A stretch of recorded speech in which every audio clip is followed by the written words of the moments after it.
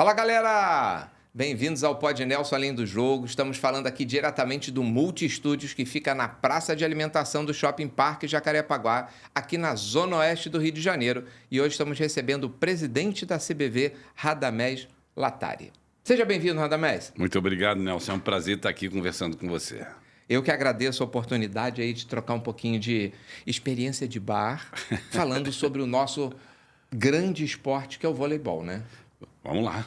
E aí, me conta aí um pouquinho da sua história. Vamos começar pelo começo? Vamos embora. Tá. Eu até, a gente falou um pouquinho antes aqui e tal, eu expliquei normalmente como é que eu gosto de conduzir um pouquinho esse bate-papo, vocês já sabem daí. Aí eu gosto de puxar um pouquinho lá do passado, para tentar pegar alguma coisa que até motive os jovens de hoje em dia na dificuldade, às vezes, da escolha de um esporte, do que vai fazer, se quer seguir alto rendimento, se é recreativo. Sempre lembrando, esporte e desporto é muito importante na vida de todo mundo, principalmente do jovem. E como é que foi na sua? Você quis ser jogador de futebol? Os primeiros, as primeiras recordações que eu tenho, né? Eu com 4 anos de idade, indo para o Maracanã com meu pai para assistir jogo do Flamengo. E lembro que eu nasci em 57, então em 61 o técnico do Flamengo era Fleitas Solis, né? E era uma pessoa que brincava muito comigo e às vezes eu ia no ônibus junto com a delegação para o Maracanã e ele falava, senta aqui do meu lado, aquele negócio todo. Então eu conversava muito e tinha aqueles meus ídolos que eram Murilo, Paulo Henrique, o goleiro Marco Aurélio, Ponte Aérea e tal, Silva, Batuta, o Almir. Então eu acompanhava todo o Flamengo sempre ali junto com meu pai.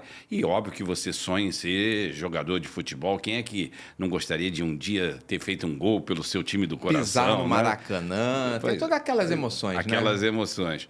Aí fui crescendo, sempre apaixonado ali por futebol, e meu pai, por ter sido vice-presidente de futebol, diretor de basquete, ter jogado basquete, eu acompanhava todos os jogos do Flamengo, tanto de futebol quanto de basquete, mas frequentava a Gávea quase que diariamente, e aí assistia treino de vôlei, de tudo quanto é esporte, modalidade esportiva. E quando eu tinha meus 13 anos, eu ficava jogando com os amigos na rede de vôlei da Rua Bolívar, sábado e domingo, e estudava no Colégio Santo Inácio, que era em Botafogo. Ainda é em Botafogo. E assim, vários colegas jogavam vôlei no Botafogo, porque acabava a aula, saíam andando e chegavam... Próximo, era né? próximo, era no Morisco, né? Que hoje, infelizmente, não tem mais aquele ginásio do Morisco. E às vezes eu ia acompanhando só para assistir o treino, só que o treinador lá do Botafogo era o Bebeto de Freitas, que era o melhor levantador na época e era treinador da base do Botafogo. E ele ficava conversando comigo e ele dizia, por que você não treina? Eu dizia, eu não posso treinar aqui no Botafogo, eu sou Flamengo. E quero ser jogador de futebol, por que eu vou entrar no vôlei? E meu pai jamais admitiria, eu com a camisa do Botafogo, aquelas coisas todas. E aí um belo dia, ele falou, pelo menos treina. Aí comecei a treinar e tal, ele falou, pô, vem fazer parte do time. E o Botafogo tinha um escrete, uma seleção brasileira no adulto, mas na base era muito fraco. E o Flamengo era fraco no adulto e na base era forte. Então eu não tinha a mínima chance de jogar no Flamengo, porque eu era um jogador limitado. E aí o Bebeto insistiu, eu acabei me convencendo de enfrentar o meu pai, de conversar com ele. Conversei com ele, ele não queria de jeito nenhum, mas acabou assinando a ficha. Botou a camisa do Botafogo? Né? Aí eu vesti a camisa do Botafogo e durante dos 13 aos 16 anos eu jogava ali nas categorias de base, até que quando eu fiz 16 anos o Bebeto chegou para mim e falou assim, Rada, você é baixinho, gordinho, não leva jeito, não tem futuro, estourou a categoria, fica sendo meu auxiliar, vem ser meu auxiliar. Aí eu achava aquilo o máximo, eu com 16 anos, assistente técnico do Bebeto de Freitas, era o máximo, Nelson. Sim, com certeza. Só que aí o Bebeto naquela época, Bebeto foi fazer uma viagem com a seleção, teve uma crise de apêndice, e naquela época você ficava 2, 3 meses para se recuperar. É isso aí. Eu era o assistente, passei a ser o treinador. Aquela nossa equipe acabou conquistando o campeonato carioca. E dali, 2 anos depois, com 18 anos, eu era técnico do adulto feminino do Botafogo. Quer dizer, eu era mais novo do que a maioria das jogadoras e tal. Com 21, eu fui técnico de uma seleção carioca e fui campeão brasileiro. Aí, com 23, já era auxiliar de seleção brasileira, isso e aquilo. E eu segui minha carreira. Aí não tinha mais como voltar atrás. Não tinha. Ela foi imposta pelos caminhos que a vida lhe propôs. Isso, exatamente. Então... Mas não conseguiu lhe convencer a ser botafoguense, né? Não. E existem coisas que são divertidas, porque... o botafoguense, né, e o Bebeto e eu, por tabela, tinha me tornado muito supersticioso, né? E eu tinha um escudo do Flamengo no meu carro.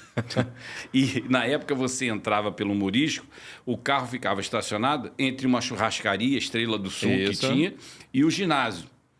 E aí um dia o presidente Charles Boeré me chamou e falou: Radamés, é um absurdo, tenho o maior carinho por você e tal, mas não pode ter um escudo do Flamengo aqui dentro e tal. Eu falei: presidente, eu acho que o senhor está com toda a razão, e eu lhe dou toda a razão, só tem um problema. O time está em primeiro lugar no campeonato com o escudo no meu carro. O que eu faço? Ele falou assim: vamos esconder o carro aqui dentro, então. E aí o time foi campeão mirim na época, aquele negócio todo. Mas eu tenho um profundo carinho pelo Botafogo e sou muito grato por todo o carinho e respeito que eles tinham comigo, principalmente por saber que eu era filho de uma pessoa da diretoria do Flamengo. Então, eu acho que eles viram o quanto eu era profissional lá e eles entenderam o quanto deveriam me respeitar pela minha opção. E é uma coisa que eu lamento muito nos dias de hoje, né? Essa selvageria que a gente vê do lado de fora do Maracanã. Isso deveria continuar, né? Essa questão do respeito, que problema tem, né? cada um tem uma opção de torcer pelo outro e tal. Tem tanto espaço, tem espaço para todo mundo, não tem? Agora teve a final da Libertadores. Eu estava torcendo pelo Botafogo porque vários amigos ficariam felizes. Sim. Né? Ano retrasado foi o Fluminense na Libertadores. Torci porque vários tricolores são amigos. Inclusive, estava o Paulo Angione trabalhando lá. O Fernando Diniz era uma pessoa que eu adoro e tal. Então, eu fico torcendo pelos amigos e eu fico, às vezes, triste quando eu vejo atos de violência, uma selvageria. É torcer pequeno, né? Então, eu cheguei numa fase da minha vida, eu torço pelos amigos. Minha paixão é o Flamengo. E não consigo torcer por outro clube que não seja o Flamengo. Mas torço pelos amigos. Sim, com certeza. Eu acho que nós temos que dar o exemplo para que as próximas gerações se espelhem nos nossos atos e elas consigam, de alguma forma, evoluir no comportamento, né? Não, se nós não dermos exemplo, quem vai dar? Senão fica um círculo vicioso, cada vez está piorando. Temos que dar um basta nisso, não tem cabimento isso. E assim, e quando a gente fala, é no futebol. Sim, principalmente. Você tem muito menor escala nas outras modalidades. Sim. Né? Você consegue conviver melhor com as outras modalidades. Parece que todo mundo joga tudo aquilo que tem de problemas pessoais dentro do futebol na hora que vai num estádio ou vai torcer pelo seu time.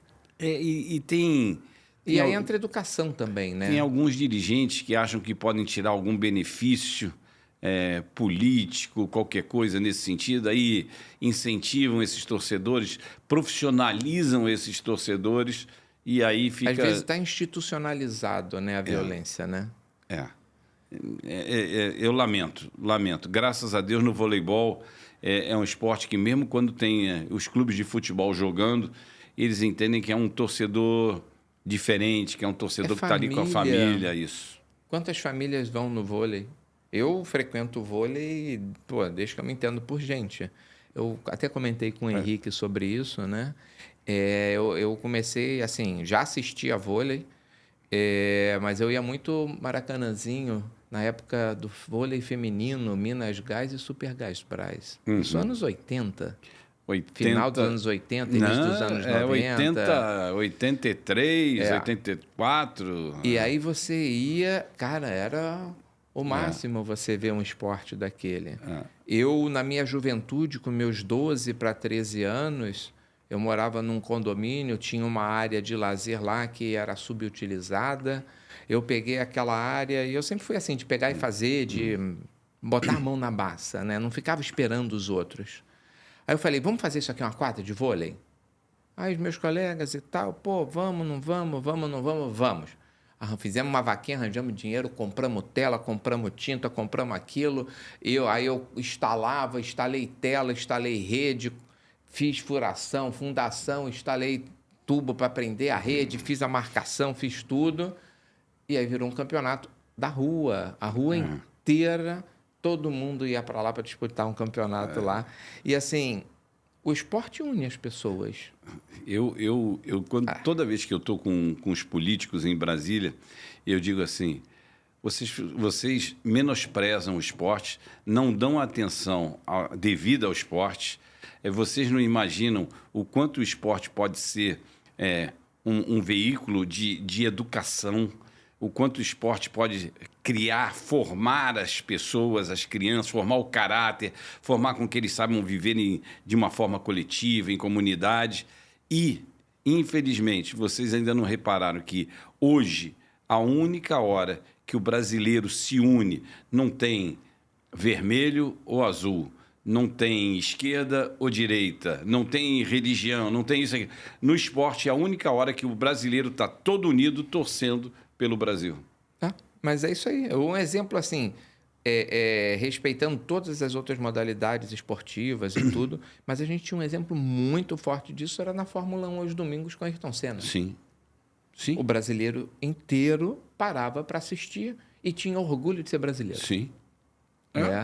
E ali você não tinha violência, você não tinha discussão, todo mundo era uníssono naquilo que falava. Eu tenho orgulho de ser brasileiro. Sim. Hoje, a gente está meio perdido de referências. Sim. Né? As referências que nós temos, elas não dão exemplo para a gente. Né?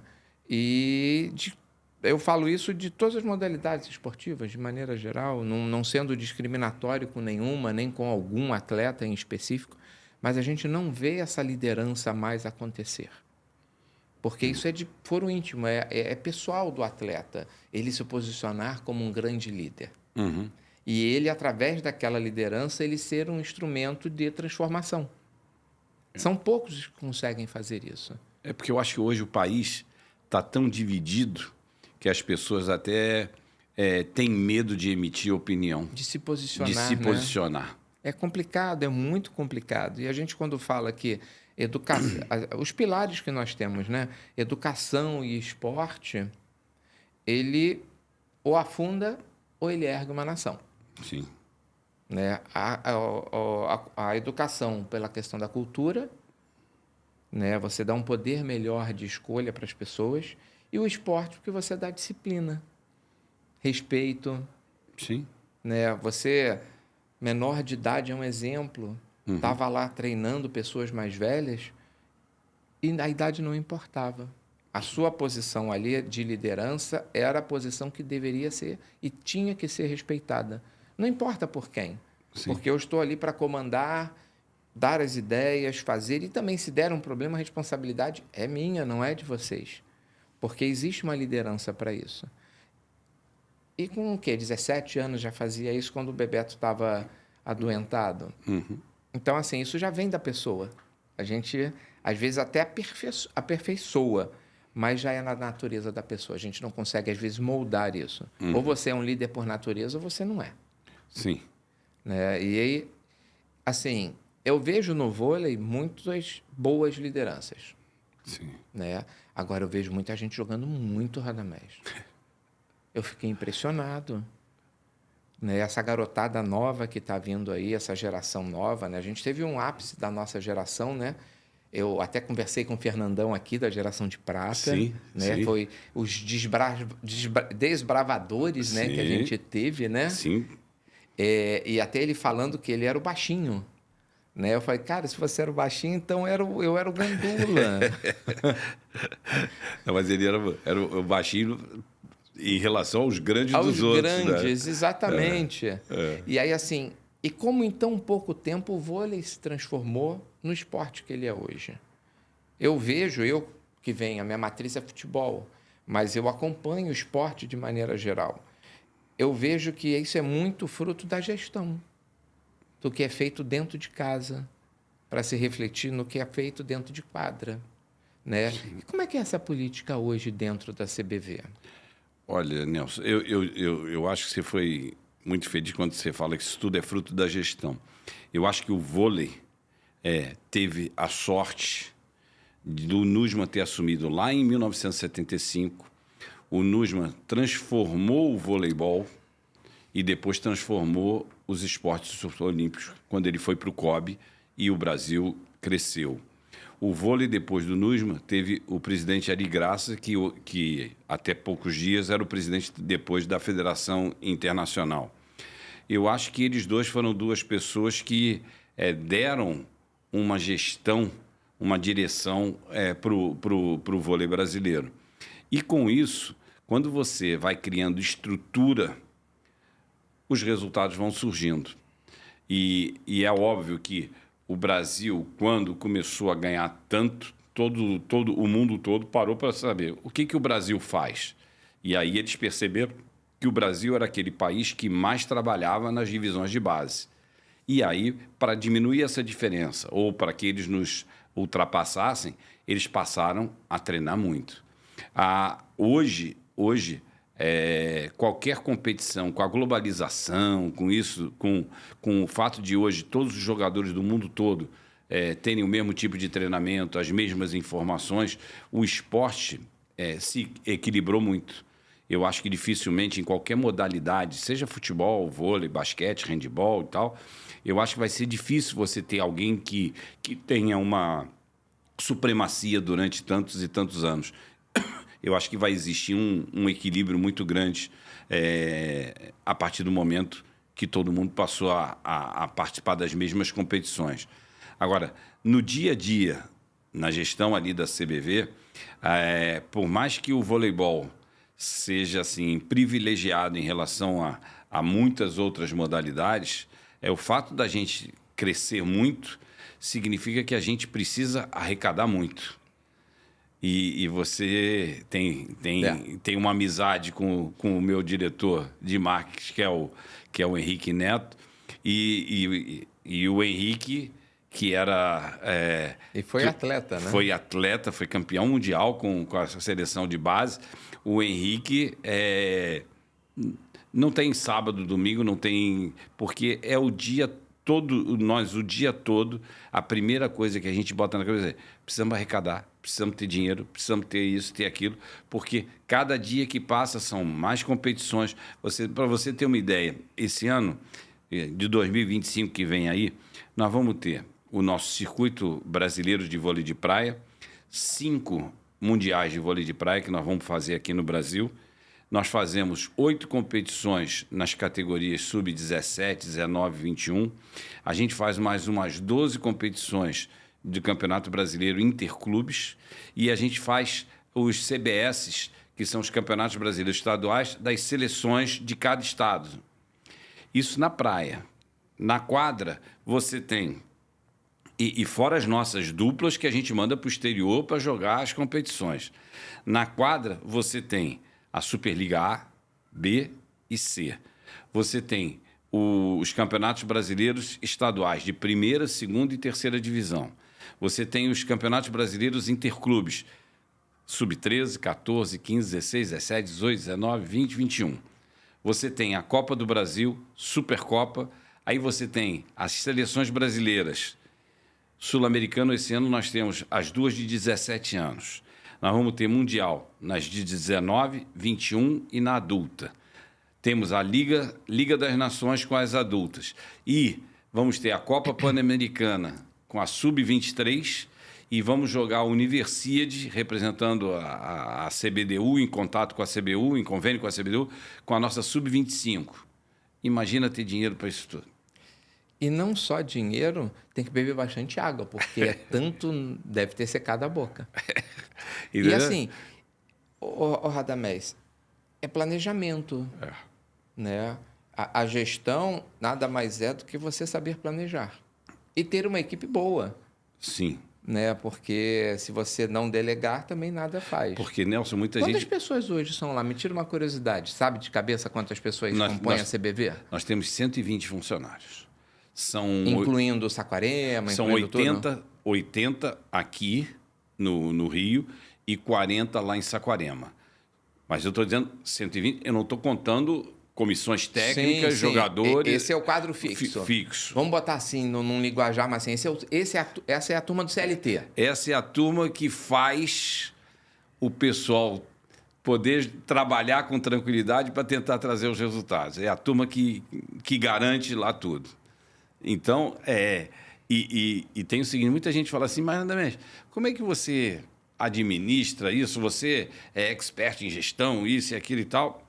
E, Nelson, eu digo para as pessoas assim, eu trabalhei a minha vida toda, né, para liderar e liderando você tem que dar função para cada um e você tem que dividir as tarefas.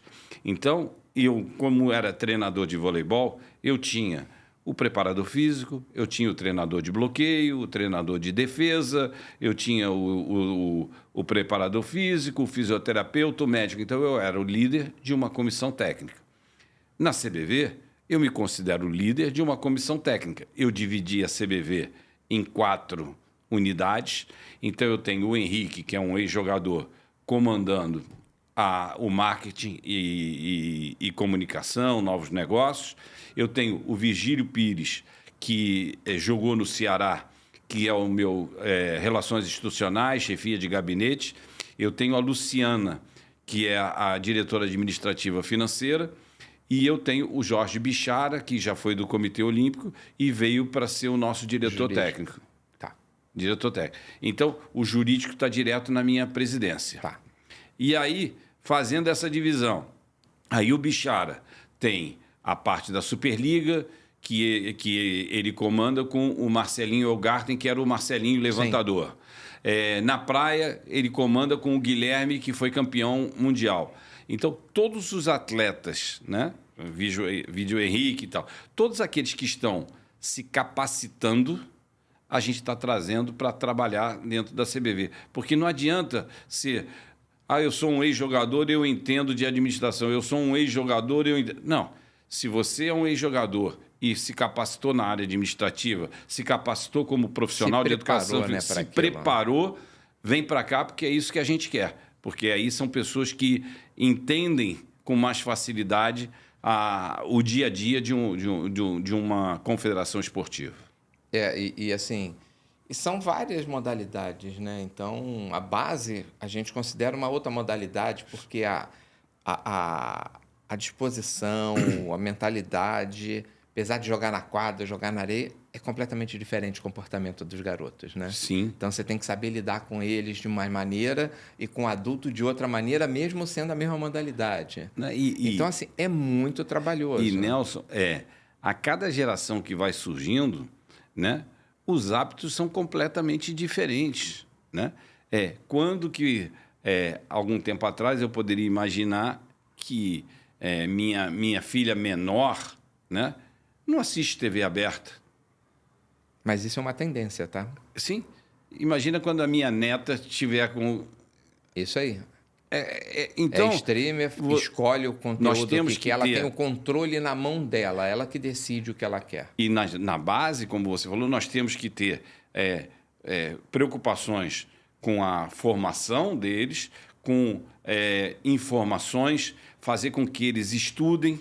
Então, a gente, quando eles estão lá concentrados em Saquarema, treina de manhã, treina à noite, mas à tarde nós temos professores das diversas matérias para que eles continuem estudando, porque eles precisam estudar, porque muita gente acha, de cada 50 que aparece, um vai sair, e os outros 49. Então, a gente tem um compromisso muito sério. Tem que formar cidadãos. Isso aí. Ponto. Se ele puder ser cidadão e esportista, melhor. temos psicólogos lá, para cada seleção tem um psicólogo. Então, a gente tenta dar uma formação em todos os sentidos para a garotada. E a reforma lá de Saquarema já começou?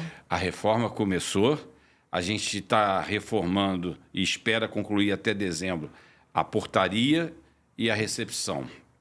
Aí, de janeiro a abril, a gente espera os 4 ginásios, que são 8 quadras, e mais o restaurante e auditório e algumas coisinhas. E depois a gente começa a reformar os apartamentos.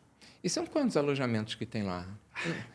Eu digo, sei que lá é grande. a gente pode botar... Passava sempre por ali. A gente pode botar sem desconforto 280 pessoas lá. É um hotel. É um hotel. Agora, se você quiser botar 4 em cada quarto, apertadinho, fazer isso aí você pode chegar a uns 350. Mas a gente bota... Tem suas limitações. A gente prefere tomar cuidado. Até porque, querendo ou não, eu vou misturar adulto com juvenil, masculino com feminino, areia com quadra. Obviamente tem as suas particularidades, né? Mas mistura tudo. Mistura tudo. Eu tenho pena, então, dos 80 que trabalham lá, porque devem ralar os 40 muito. Lá, E o Nelson, o que é mais incrível é que, às vezes, é tanta gente que a gente tem que fazer escalonamento de horário para o restaurante. Porque são muitas seleções. Mas isso é que é o bacana, porque o garoto que está chegando lá com 14, 15 anos, ele está vendo o Zé Roberto e o Bernardinho dando treino para os jogadores e jogadoras que são os ídolos. São as referências que eles têm. Eu quero chegar ali, né? E o Bernardinho e o Zé Roberto abusam.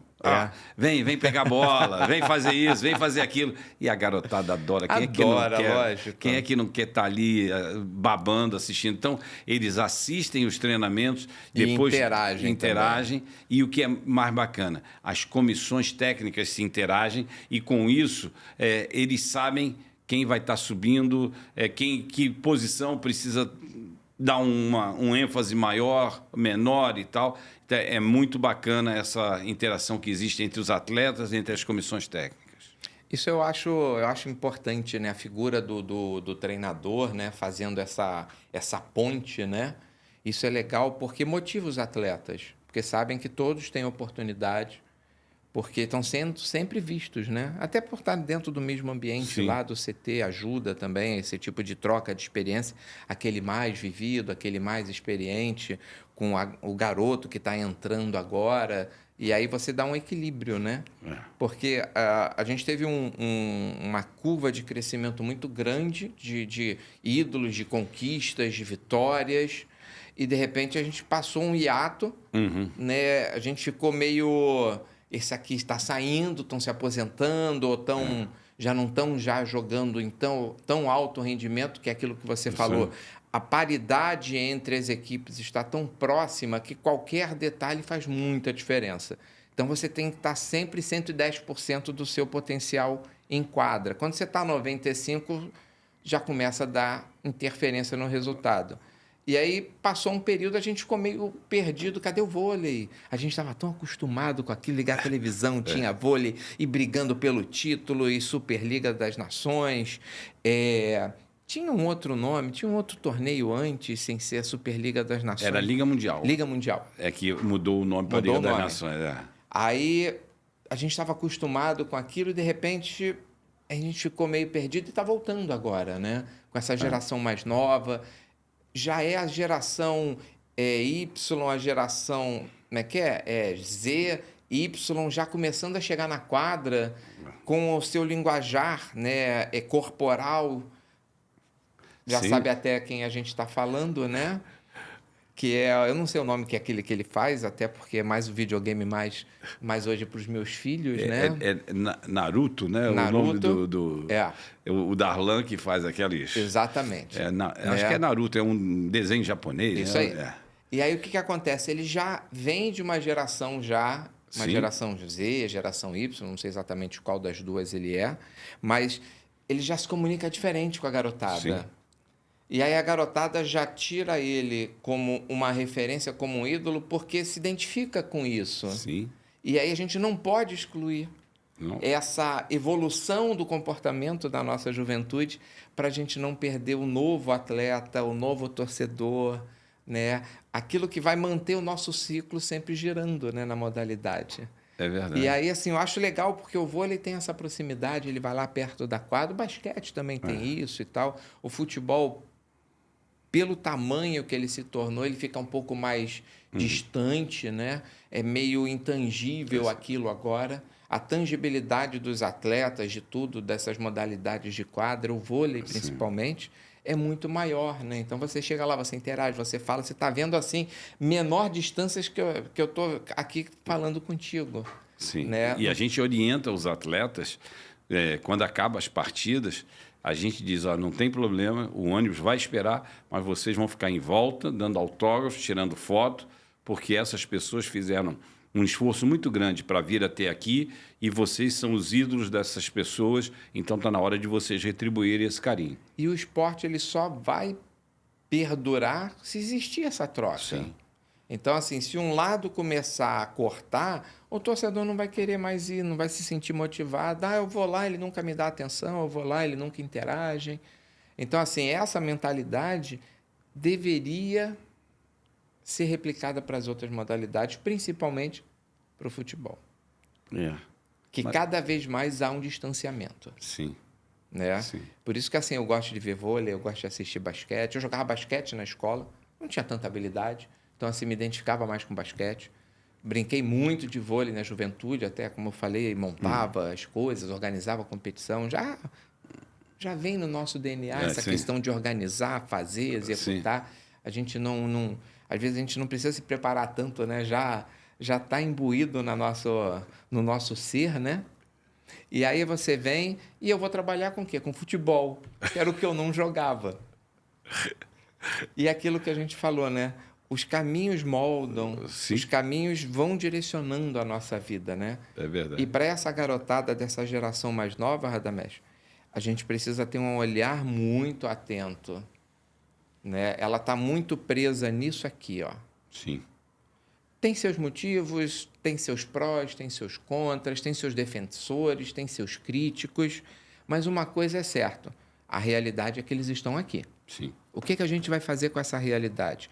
Como é que isso seria no vôlei? Você já pensou alguma coisa nisso? Olha, nós temos o centro de treinamento lá em Saquarema, que é espetacular, mas as pessoas ficam ali dentro do centro. A gente tenta ter alternativas para a pessoa também não ficar só... Mas os psicólogos conversaram com a gente. Antigamente, eles ficavam lá, às vezes, 3 semanas seguidas treinando. Eles, à medida que foi alterando, né, as informações das gerações e tal, eles hoje, os períodos de treinamento... ficam de 10, 12, no máximo 15 dias, para que eles possam voltar a ter a sua... Então, ao invés da gente treinar 3 meses seguidos, 90 dias, a gente faz 6 de 15 dias, mas espaçando para que eles possam encontrar suas famílias, para que eles possam ter suas atividades, porque a gente notou que existem diferenças de gerações. Gerações que suportavam determinadas coisas, outras não suportam. Tem gerações que... eu vou dar um exemplo. A primeira vez que eu fui ao... só para as pessoas, às vezes, ficarem entendendo diferenças, os costumes. A primeira vez que eu fui numa seleção brasileira e tal, como assistente do feminino e tal, foi em 1981, eu fui ao Japão. Então, uma das coisas que a gente mais queria era chegar um dia de folga, ou o último dia, porque a gente queria ir para as compras. Hoje, antes da gente viajar, os atletas querem saber qual é o hotel que nós vamos ficar, porque quando eles chegam no hotel, as compras já estão lá. Que tudo pede, tudo online, manda entregar. Então, Muda, muito rápido isso. eu estou falando de uma diferença de 40 anos. Então, nós temos que entender que o mundo está mudando numa velocidade absurda e quem não acompanhar essas mudanças fica para trás. Então, a nossa ideia é estar sempre acompanhando, tentando pessoas que possam acompanhar essas gerações para nos darem informações para que a gente possa ir se atualizando. Porque isso é importante, Radamés. Eu vejo muita coisa, muitos dirigentes, né, de maneira abrangente, ainda com aquela mentalidade de 40 anos atrás, né? Só que o mundo mudou. Uhum. E, às vezes, para você implantar ou demonstrar para essas pessoas o que o jovem, o que a tendência hoje é muito difícil, né? Então, assim, se a gente não tiver uma oxigenação, uma reciclagem, mesclar, como você falou, você jogou, terminou, você se preparou, você se qualificou, vem fazer parte do time porque é uma mentalidade diferente, é uma geração diferente, oxigena a nossa estrutura, né, de gestão com novas ideias, com nova visão, uma perspectiva diferente para que a gente consiga chegar ali e manter aquela diferença que você falou que é tão pequena entre todas elas, Sim, a nosso favor, que são nos pequenos detalhes que fazem as grandes equipes vencerem, né? Uhum. Então, assim, como é que está hoje a questão sua na CBV de tecnologia? A gente ouve muito falar de scout no futebol, a gente ouve muito falar de não sei o quê, dos esportes e tudo. E como é que a tecnologia está caminhando com a CBV nesse processo todo de gestão atual? Olha, eu acho que sem a tecnologia, o voleibol não teria evoluído tanto. Quando eu comecei no voleibol, a gente pegava um papel e eu colocava lá. O Nelson é o número 8, ele joga na ponta. Deixa eu ver, atacou mais para paralela, atacou mais para diagonal. Quantas vezes você ia botando tracinho e tal. Hoje, antes de começar uma partida, a gente passa para os nossos atletas as informações, mostra todo tipo de saque que a pessoa faz. Ataque.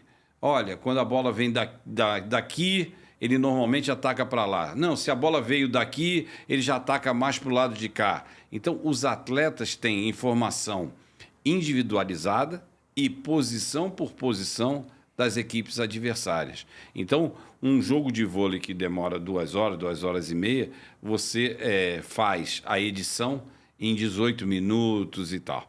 E aí você passa todas essas informações para os seus atletas, para a sua equipe, e a maneira como você vai estudando e tal. Então, toda vez que alguém entra na quadra, ele já sabe perfeitamente o que o outro lado normalmente faz. E compete ao outro lado, ou a gente, Sim, tentar fazer aquilo diferente do que o outro tá estudando.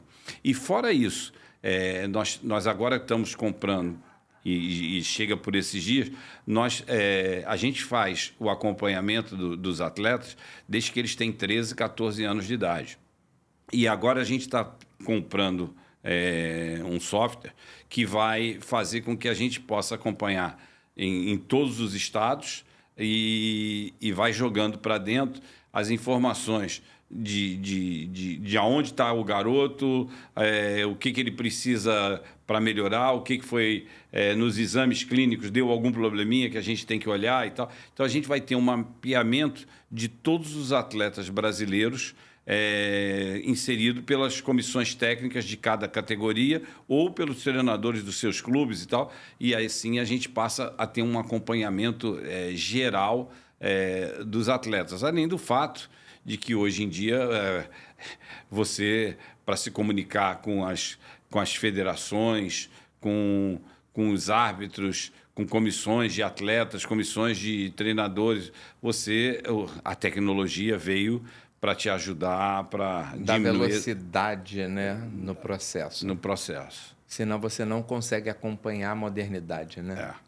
Mas hoje em dia seria até interessante um dia as pessoas poderem entender o tamanho ou o número de informações que os atletas têm antes de entrar numa partida. Eu acho que eu costumo dizer que o vôlei, na minha opinião, é o esporte mais coletivo dos coletivos. Porque no futebol, se eu sou um craque, eu pego a bola, saio driblando e posso fazer o gol.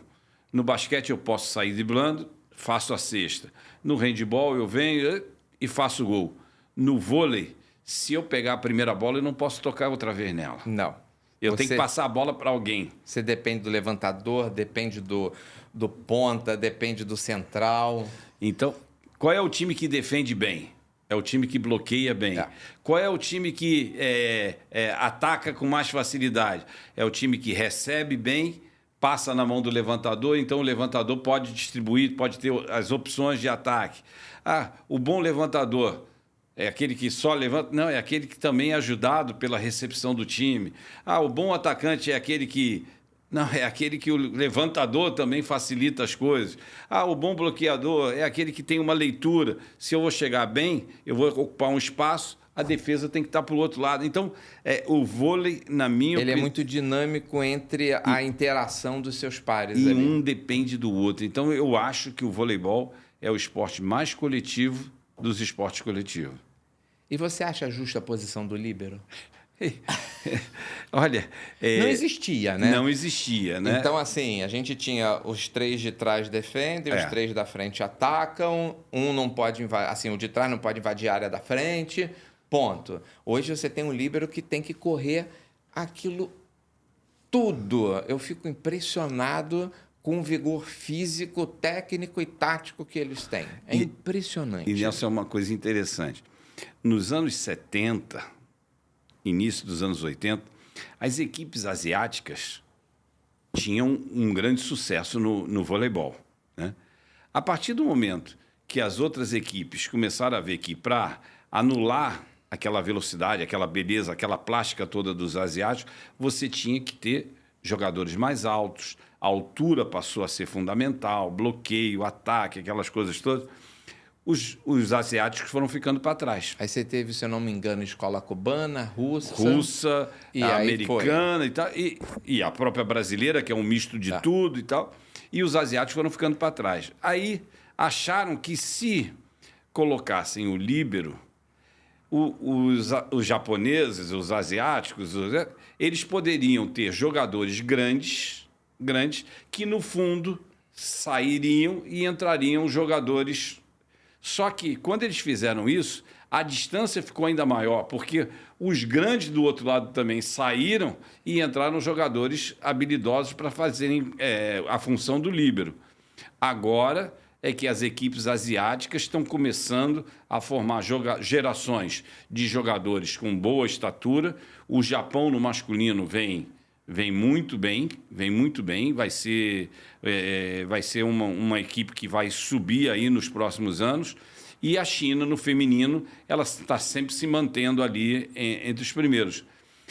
O líbero deu uma chance a uns jogadores mais baixinhos, digamos assim, de continuarem jogando, de não parar cedo. Em alto nível, né? E eles se forem bem utilizados, podem fazer diferença. Porque hoje eu vejo a primeira recepção é sempre preferencialmente deles, né? E a sobra também é deles. Isso. Então eles ficam na sobra do bloqueio e ficam na recepção do ataque, principalmente. Isso. E aí ficam malucos. E o Brasil aqui, a gente teve a Fabizinha, Sim. o Serginho, que foram líberos excepcionais. Uma grande referência que eles deixaram. Né? Agora, a gente, no feminino, teve a Camila Bright também, que foi uma excelente líbero. A Sandra, que talvez tenha sido a nossa primeira líbero, muito boa. E a Naemi, que foi espetacular nessa Olimpíada, que infelizmente ela deixou um períodozinho a seleção, porque vai ter neném. Felizmente para ela. Parabéns. Parabéns para ela. E no masculino, a gente teve depois o Thales, que vem jogando muito bem, Mas hoje, cada dia que passa, o líbero está se aperfeiçoando no sentido de ter que ter uma recepção excepcional, ser muito bom na defesa, ou se a bola tocou e o levantador não pode chegar, é ele que tem que levantar. E corre. E corre. Como você falou, eu via muito Fabizinha e o Serginho. Era impressionante. A bola tá onde? Não sei. Ele estava lá ou ela estava. Não. Não importa. A gente está falando de dois fenômenos. Fora da curva, porque não é só defender. A bola tinha que ir para a mão do levantador. Né? E, obviamente, ele ter visão do jogo dele, visão do jogo, da movimentação do outro time, para ele poder fazer a distribuição correta. Sim. Que não é só jogada ensaiada, né? Ele tem que ter essa visão periférica. Então, imagina, um corre que nem maluco, passa para cá, eu tenho que olhar aqui, tenho que olhar o posicionamento dos meus e, na hora, eu processo, faço a melhor distribuição e já faço a distribuição já pensando, se der rebote, o que eu vou fazer depois. E muitas vezes as pessoas não entendem que são pequenos detalhes que fazem a diferença. Então, o levantador, quanto mais o levantador pegar a bola aqui em cima, né, e não dando chance ao adversário saber se ele vai jogar para cá, vai jogar para cá, ou vai levantar no meio, vai levantar para o fundo e tal, e se ele consegue levantar em suspensão, muita gente fala, é melhor, dá mais segurança levantar com os pés no chão. Mas quando você vai levantar com os pés no chão... Você tem menos opções. E dá mais tempo para o adversário te bloquear. Quando você pega a bola aqui no alto... O toque é rápido. O toque é mais rápido. Então, mas é uma diferença, é uma fração... Essa fração faz a diferença. Porque é o tempo que o teu cérebro processa do outro lado a sua reação. Isso. E essa fração de milésimos de segundo faz diferença de ter ou não um bloqueio, né? E o que eu tenho visto muito, Radamés, assim, eu venho de uma geração que a gente via Bernard, Jornada nas Estrelas, a gente via William, Montamaro, né, Viagem ao Fundo do Mar, todos esses nomes que criaram, né, no imaginário do torcedor de vôlei, né, e que se tornou referência mundial, né? A maior parte dos lances vieram do Brasil, que foram a nomenclatura foi dada no Brasil e se espalhou pelo mundo, né? Aí a gente vê essa geração toda que era técnica. Brasil, União Soviética, Maracanã. 83. E aquele jogo espetacular, né? Quanto que o Maracanã, né, iria ter um jogo de vôlei ali, né? Aí você hoje é um vôlei muito mais de explosão, muito mais de força, de muito mais... Não é agressividade, porque a agressividade às vezes transmite a ideia de coisa ruim, né? Mas é muito forçado, né? Tipo, Darlan, 200, sei lá quantos mil quilômetros por hora é um saque que ele dá, né? Então, assim, essa tendência da força... Em algum momento você acha que vai voltar ou vai mudar e vai voltar a ser mais o técnico do que o violento? Eu acho que a última Olimpíada na França já começou a demonstrar que o voleibol vai voltar, principalmente no masculino, a ser um voleibol técnico. Nós tivemos vários jogadores assim e hoje, com o tamanho dos bloqueios, com o tamanho dos jogadores, você vai precisar de ter jogadores novamente habilidosos para você poder superar os adversários. Então, o voleibol se tornou muito técnico. Hoje você tem países como a França, como a Itália, que estão com jogadores extremamente habilidosos, mesmo de elevada estatura, altura, e o vôlei feminino, né? Sempre foi um jogo que teve mais rally, né? Mais disputa. Então, tem muita gente que chega para mim e fala assim, eu não aguento mais assistir jogo do masculino, é muita pancadaria, eu gosto do feminino, porque tem troca, isso, mas o masculino está começando a voltar a ter um jogo com bastante volume. Então, eu acho que para Los Angeles, nós já vamos ver uma grande diferença em relação às Olimpíadas anteriores.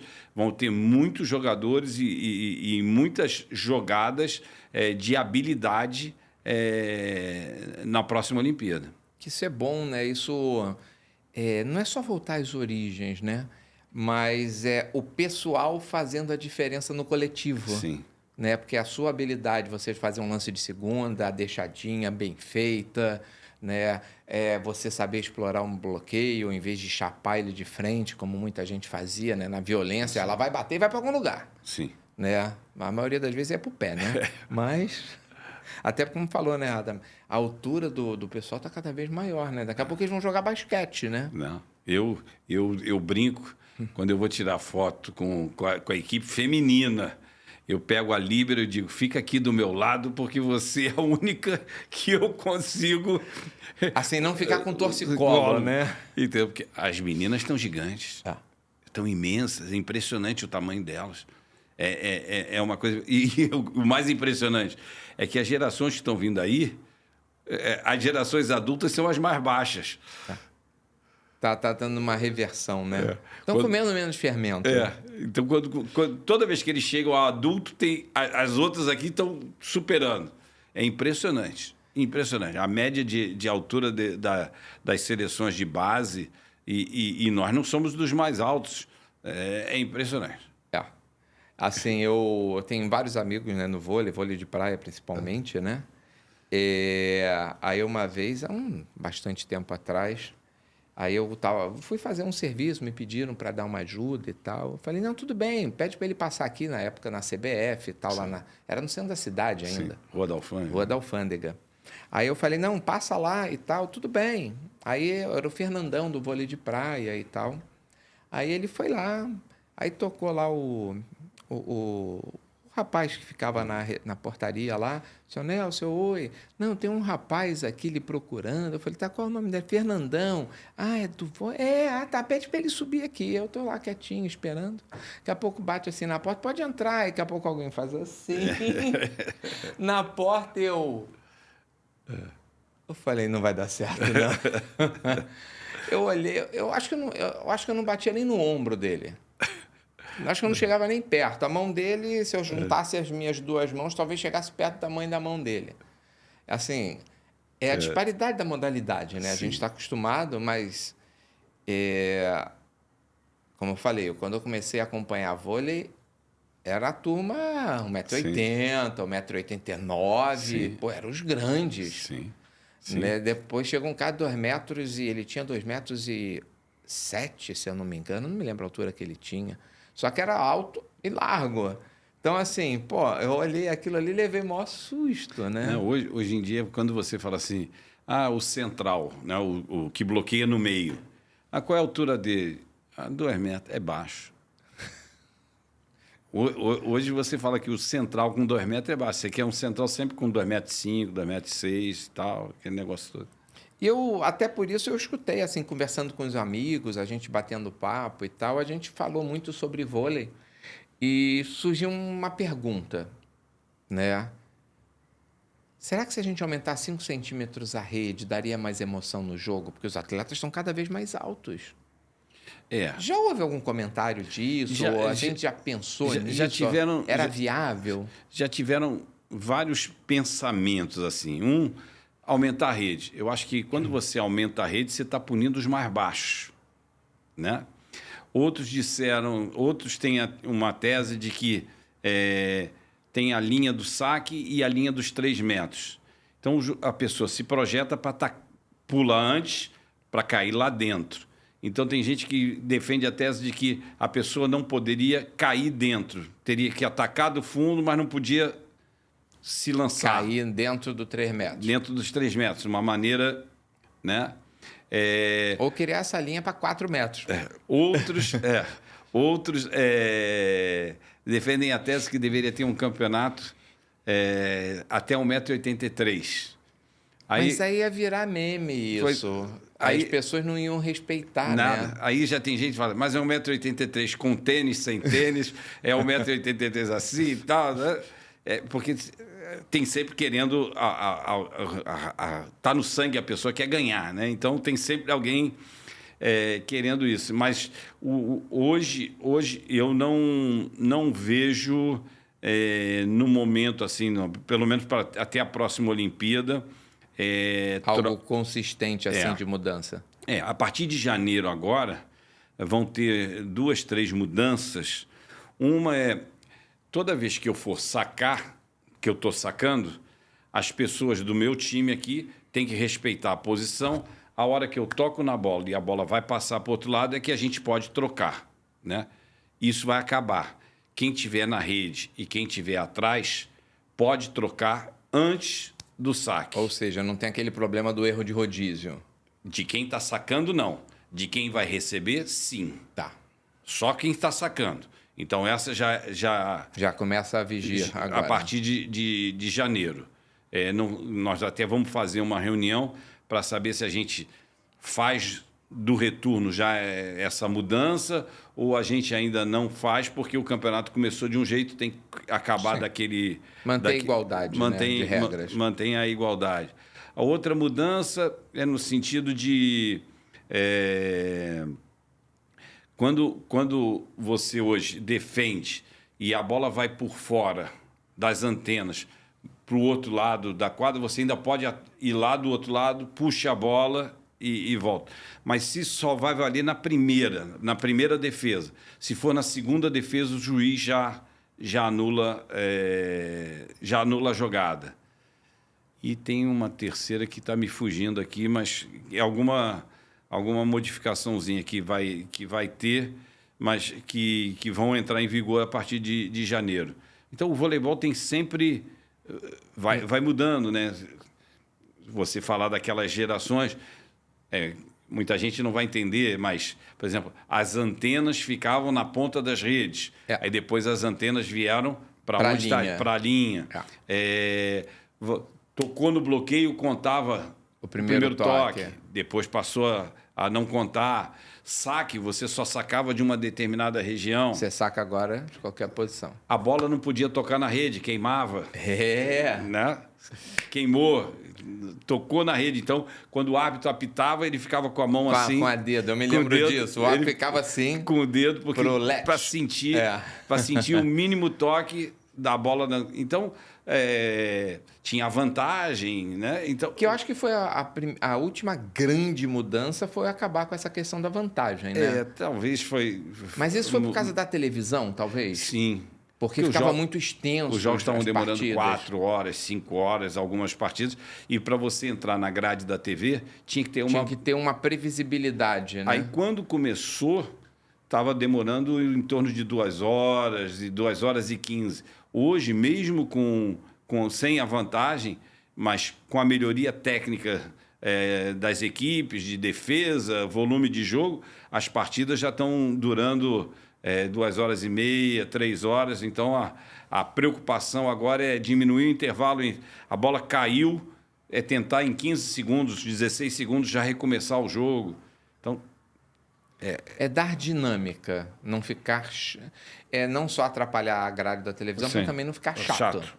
Isso aí. Né? Porque a gente tem que olhar também quem está dentro da quadra, né? Ele está ali sentado tantas horas antes, tantas horas assistindo, né? Ainda vai ficar um tempo depois tentando interagir com seus ídolos ali, né?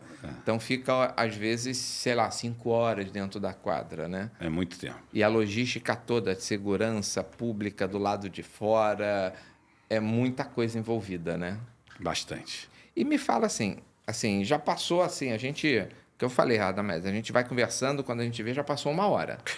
É rápido, né? Então, assim, eu gosto muito, e até já está chegando já, né? No desfecho do nosso bate-papo, né? Eu gosto muito de perguntar sempre, assim, para as pessoas, perspectivas futuras, né? Onde você gostaria de estar daqui a 10 anos, ou alguma coisa assim, que o valha nessa linha, né? Mas, assim, no caso do vôlei, eu até vou fazer um pouco diferente. O que a gente consegue recuperar em 10 anos? Ou seja, o que a gente deixou para trás, perdeu, e a gente pode estar resgatando isso? Tornar o evento, tornar a modalidade, tornar a gestão, é uma coisa mais ampla, melhor. Olha, eu acho que aonde o Brasil perdeu, quando a Confederação teve uma crise financeira e quando o dólar subiu, a gente deixou de fazer com que as nossas equipes de base tivessem o intercâmbio internacional que existia antigamente. Nós vimos que estávamos ficando para trás, que a gente tinha uma necessidade de melhorar o nível de treinamento da nossa base. Então, a gente pegou os treinadores principais e falou, vamos unificar o trabalho. E a segunda coisa que eu acho fundamental para a gente, que já começou no ano passado e vai trazer frutos nos próximos anos. Do mesmo jeito que a gente tem o nosso CDV de Saquarema, a gente fechou um convênio na cidade de Metz, na França, na região de La Moselle,